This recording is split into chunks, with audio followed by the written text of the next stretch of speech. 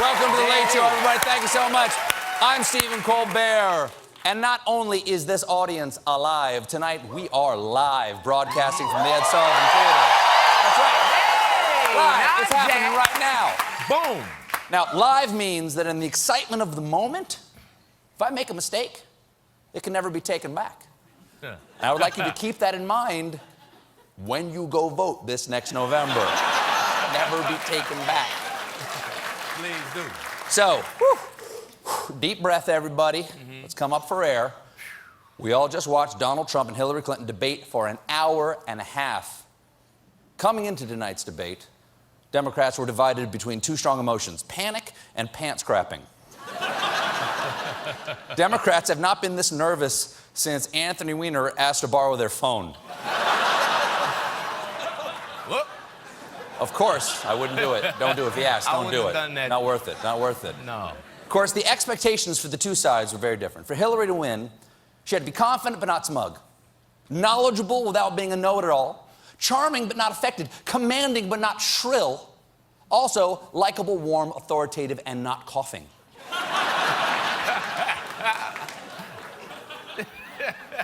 Meanwhile, Donald Trump had to not commit murder on camera.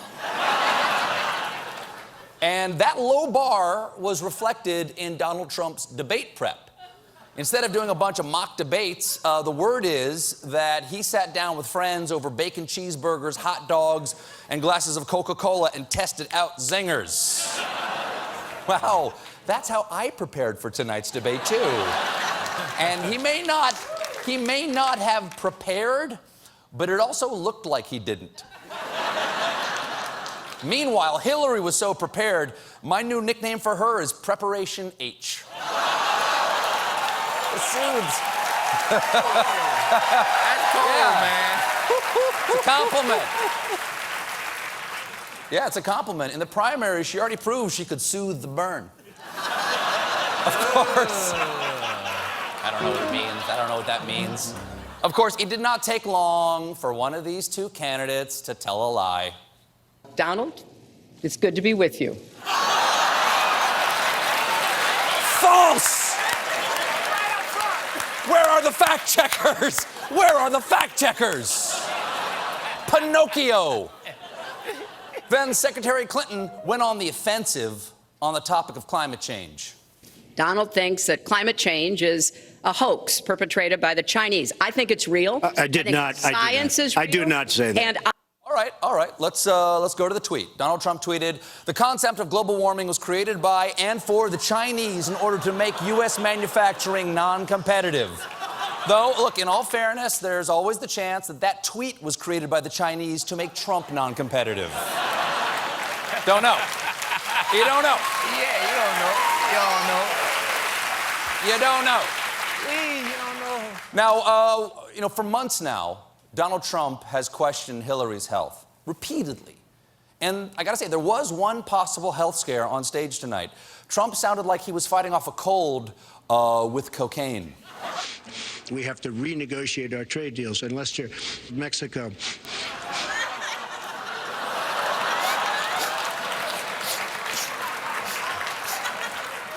He sounded like the coked-up best man in the bathroom at a wedding. No. You guys, I got it. I know we can fix the entire economy. Let's all go in together. Let's buy a boat. Yeah. It'll be great. It'll be great. We're gonna start a restaurant. We're gonna start a restaurant together.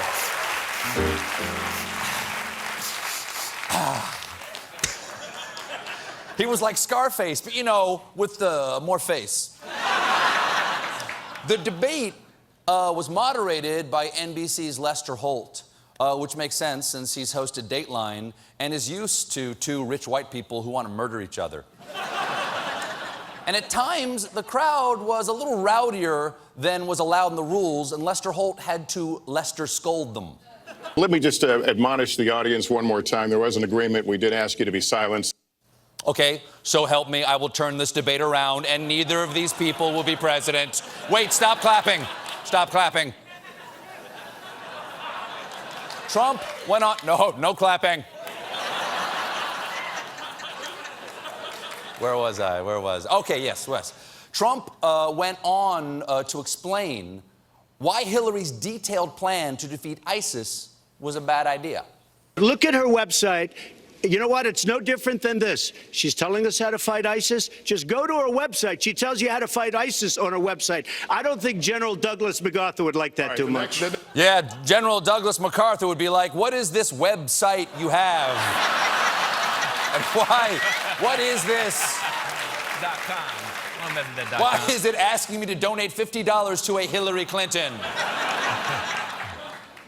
Now, when the topic moved on to racial strife in this country, which is a touchy subject, Trump felt like he knew exactly what the problem was. Well, first of all, Secretary Clinton doesn't want to use a couple of words, and that's law and order. Okay. That's a cheap joke. That's a cheap joke, and it's a serious subject. You were saying? I'm sorry. We have to bring back law and order. It's a good show. They should bring it back. He's right about that one. That fact checks. It's a very good show. We miss you, Sam Waterston. Now, still, when it comes to public safety and national security, Trump was proud of his endorsements. I was just endorsed by ICE. Now, actually, I don't think Immigration and Customs Enforcement is allowed to endorse a presidential candidate. In fairness, he might have been talking about being endorsed by Vanilla Ice. It sure wasn't iced tea. And it's not just physical security that he was talking about. He also knows a thing or two about cybersecurity. As far as the cyber, I agree. Cyber. Yeah.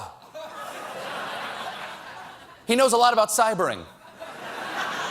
Trump's advice is, has America tried unplugging terrorism and plugging it back in? Just to reboot the Middle East?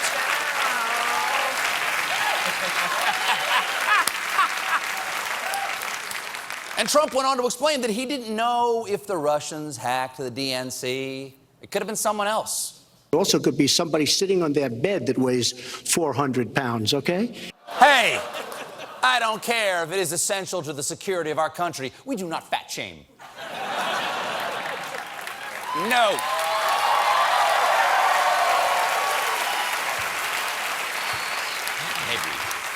Maybe we do. Then Trump told the biggest lie of the debate. I think my strongest asset, maybe by far, is my temperament. Maybe. Of course, we'll never know if his temperament is really his strongest asset because he won't release his tax returns. And at the end, sure.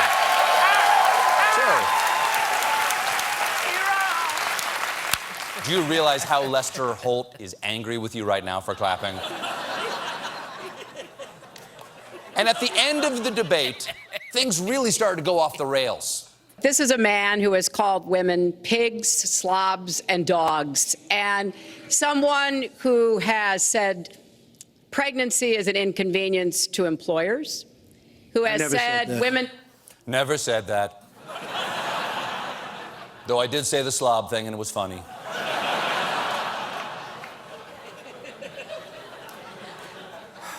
So we got through it. We managed to get through 90 minutes with these two people on stage going each other's throats. And in the end, there was really only one word that summed up how this whole debate, this whole election feels. And Donald Trump captured it. Wrong. Wrong.